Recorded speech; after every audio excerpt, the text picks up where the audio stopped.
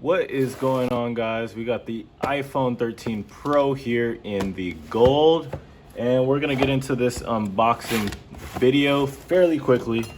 So let's just start breaking stuff apart. Welcome to the channel. If you're new here, don't forget to subscribe. Smash that like button if you like Apple and all things Pro, and don't need that. So get that out of here. All right, so here we go. This is the iPhone 13 Pro, and it's all its glory. Comes in a black box. Is it dirty? Oh, I thought it was kind of dirty for the first time. Nah, that's just this desk. All right, so this is my first time getting the Pro. Black box, pretty hefty, looks beautiful. Let's jump into it.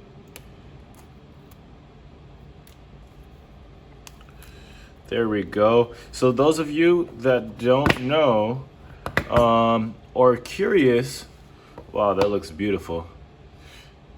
If you're curious and you kind of want to skip this whole video and just want to find out if this is for you, in all my studies, I'm going to recommend the iPhone 13 Pro, especially if you like good photos.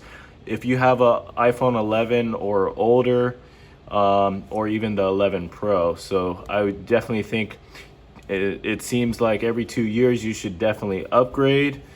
But aside from that, let's see what you get.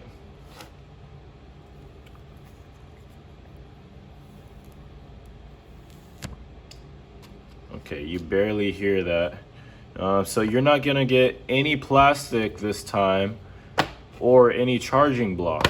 And don't forget, it comes with the Type-C cable right there for fast charge. But the main part of the fast charge is the block.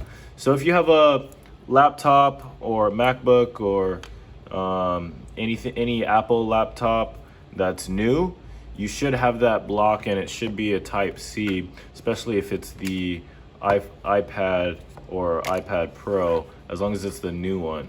So you could just charge that on this, and then it'll charge a lot faster.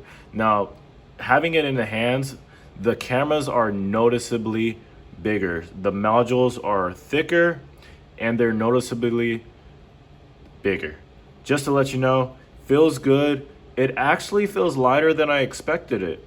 I know the iPhone 13, or I mean the iPhone 12 Pro, the what am I saying? The Max is actually pretty heavy, and I expected this one to be the same, but since the edges are squared off, I guess they cut out a lot of that stainless steel, and it's just a thin stainless steel band. If you guys notice, skin is peeling. Don't worry about that. That's from practicing a lot of handstands and handstand push-ups, calisthenics. If you guys want to check out my calisthenics, health, and travel vlog channel, link will be in the description below. That's my second channel. Yes, I post about videos in Hawaii, but this is a very simple unboxing video. I'll turn it on for everybody that wants to see the rest, and it's pretty dusty, I will say that. Looking up close, this is the gold color, and this is what it really looks like. It's in person, it's more like this sheen right here. So it's coming out a little bit lighter on the camera, but it is really light. I would compare it to like a champagne, I would say a champagne white. It's not even really gold unless you turn it to the side more like that. So just to let you know, this is the LiDAR. That's probably the microphone right there for that zoom in audio. Flash, 3 cameras. There's the telephoto, the wide angle, and the main wide angle, and the ultra wide camera. There you are right there. Go ahead and click English. Now, the new iOS 15 update is going to have, which you can update as far as the iPhone 6S. The new update has a translation mode where you're actually able to text something or get somebody's text and just long press as you would hit the copy button or something like that, and you can actually add there's going to be a translate option, and you can just translate it right there within the text message. I'll probably show you guys on a TikTok later.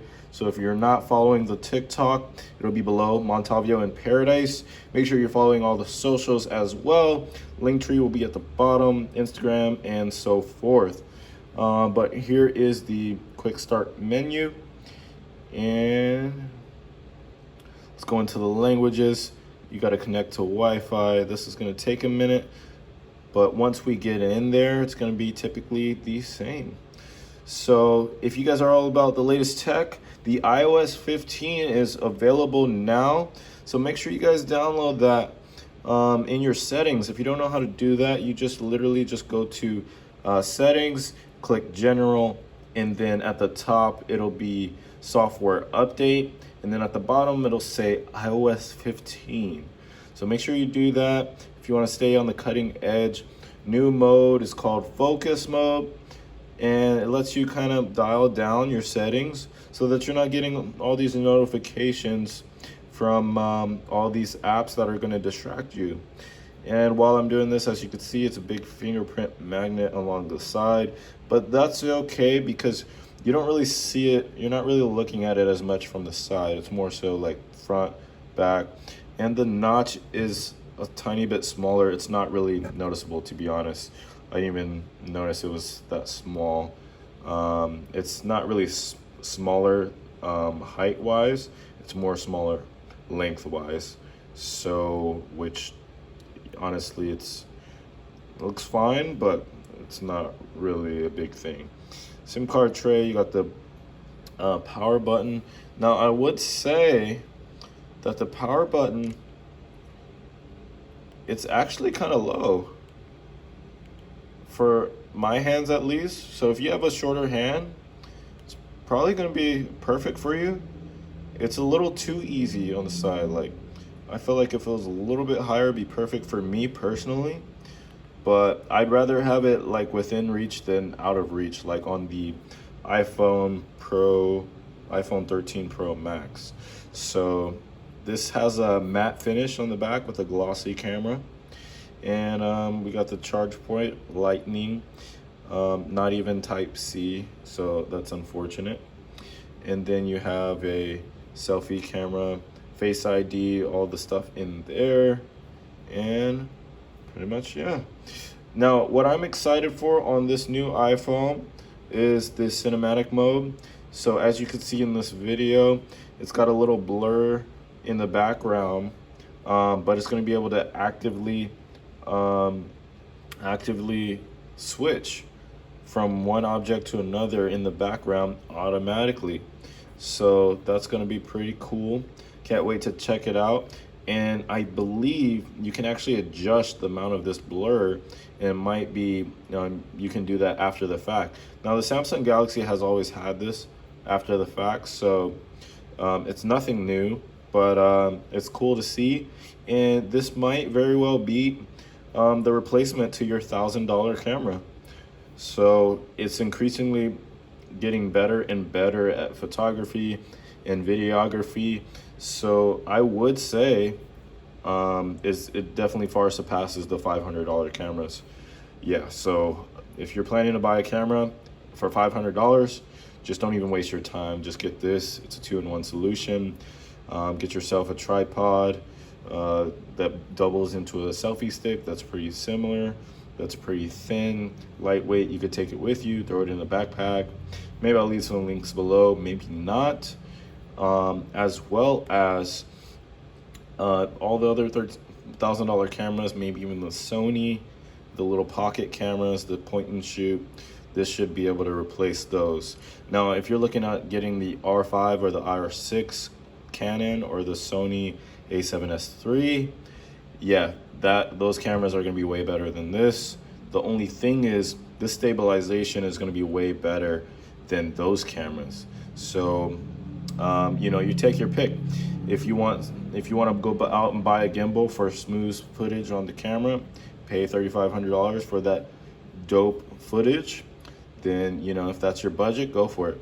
But if you got a smaller budget, this is going to be just fine for all your needs. It's in low light, it's a lot better. So don't be afraid to trade this in for instead of getting a camera. So that's pretty much all I got for you guys today. Feel free to like and subscribe, and we'll see you guys in the next video. Peace.